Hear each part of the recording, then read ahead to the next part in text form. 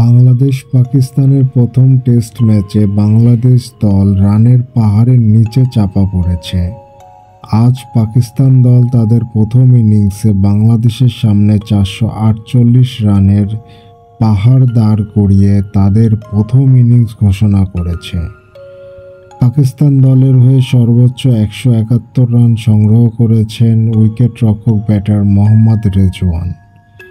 প্রথম ইনিংস ঘোষণার পরে শেষ বিকেলে পাকিস্তান দল চেয়েছিল বাংলাদেশের কয়েকটি উইকেটের পতন ঘটাতে।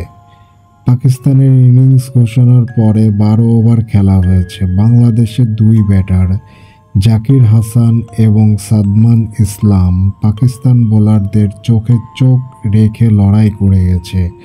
পাকিস্তান দল তাদের সর্বোচ্চ শক্তি প্রয়োগ করেছে শেষ বিকেলে বাংলাদেশের কয়েকটি উইকেট লাভ করার জন্য, কিন্তু পাকিস্তান দল ব্যর্থ হয়েছে বাংলাদেশের উইকেট পতন ঘটাতে। বাংলাদেশের দুই ব্যাটার যেন প্রতিজ্ঞা করে নেমেছিল আজ শেষ বিকেলে উইকেট শূন্য থেকেই তারা ফিরবেন। আগামীকাল ম্যাচের তৃতীয় দিন শুরু করবেন এই দুই ব্যাটার। তারা কি পারবে বাংলাদেশকে বড় একটি সংগ্রহ এনে দিতে? সেটা সময়ই বলে দিবে। খেলার সকল নিউজ সবার আগে পেতে আর স্পোর্টস অফিসিয়াল চ্যানেলের সাথে থাকুন, সব সময় সর্বক্ষণ। ধন্যবাদ।